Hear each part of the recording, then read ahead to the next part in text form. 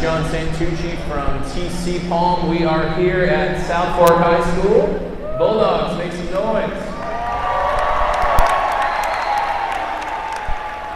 This is why we love coming here. If you didn't know, if you've been under a rock for the last week, A, that's weird. B, congrats to South Fork, who is going back to the state championship game in Class 7A for volleyball. Hopefully, you'll come back with a trophy. I think that would be awesome. The bigger one. Yes. Okay. And we have Coach Cherese Wiggins, a South Fork grad, outside hitter, and future Miami alum, just like me, Angela Grieve. Your Gators stink, Dennis, by the way. And libero Sarah Andros. Coach, we're going to start with you, and then it'll be the same question for everybody. What makes this team so special?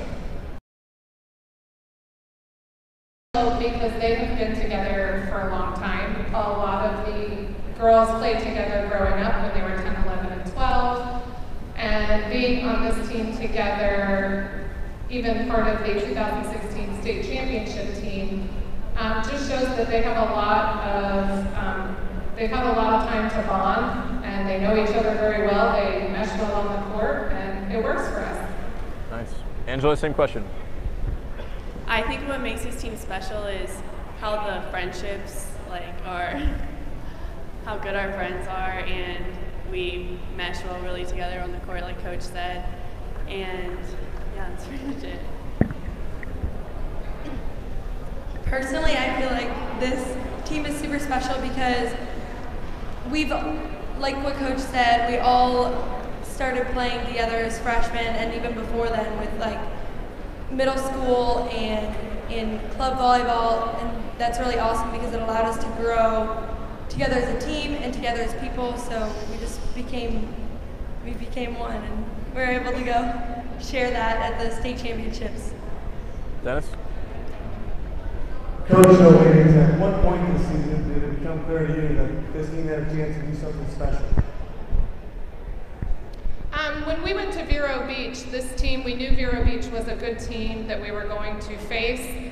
And when these girls, we got behind a couple points, they managed to come back, they fought hard. I knew that they were a team that wasn't ever going to give up. And that's hard to do. It's hard to come back after you get down a few points and lose momentum. And I knew that this team was special when they could do that. I think the turning point for us was the county game, and just watching how we handled the big crowd and such an intense game really showed me that we could go all the way. One of the turning points in our season, I feel like, was our first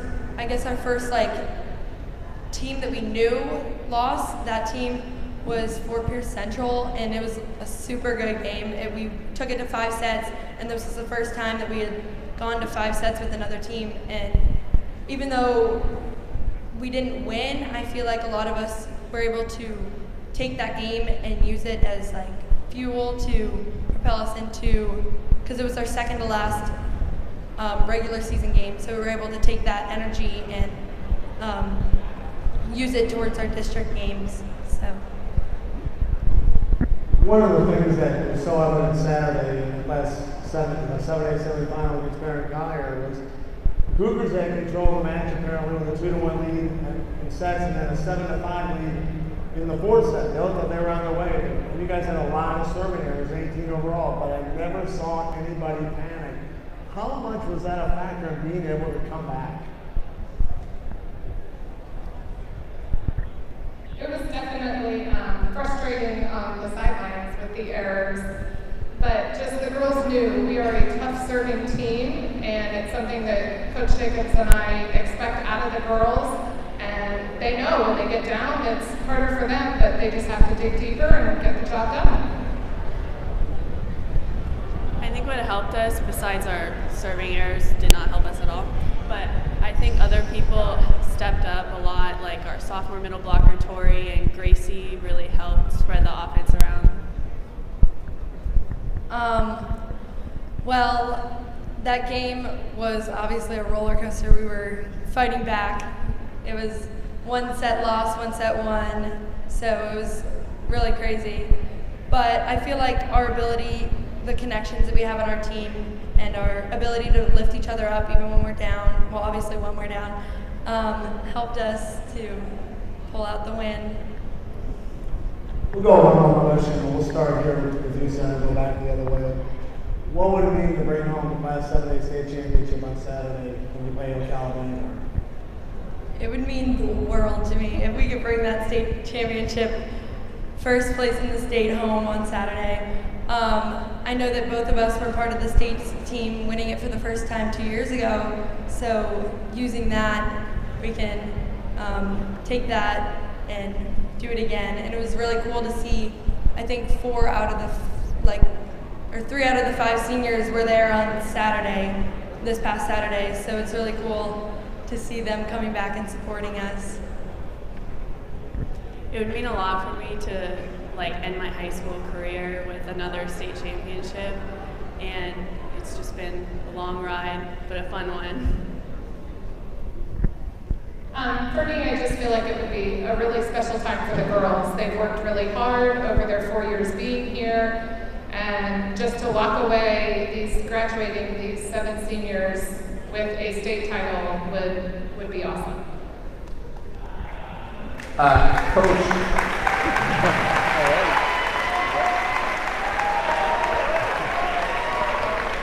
Coach, you are, I'm just looking at the banner over there. Angela's name is up there, Sarah's name is up there. Obviously, you came on a year later. What would it mean for you to lead your alma mater to a state title?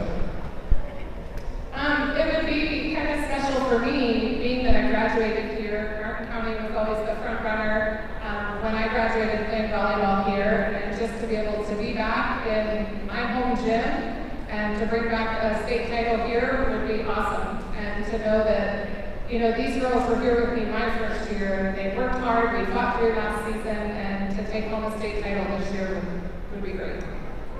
All right, so, and we've seen this path before. This is Dennis, this is your pick, by the way, this is your moment. But this is very similar to the path South Fork took 2 years ago. Beat Jensen in the semis, beat St. Brendan in the regional final, beat Barron Collier, now it's Ocala Vanguard. Dennis, does South Fork win its second volleyball state title, yes or no? Well, when you consider that both teams in the final, Vanguard and South Fork, both won 5-set thrillers on Saturday, you've got to expect that this is going to be a back-and-forth battle. I love the way this team didn't get down when things didn't look good. Frankly, I thought the match was over after Barron Collier won the 3rd set. And South Fork really showed its grit, and that's how you win a championship. It's not always about which team's got the momentum, it's which team stays in it when they don't have the momentum. And South Fork did that. Vanguard obviously is able to do it. I love the way this team is playing, and I think South Fork is going to find a way to do it. It's going to go 5 sets, but South Fork's bringing home another state championship Saturday.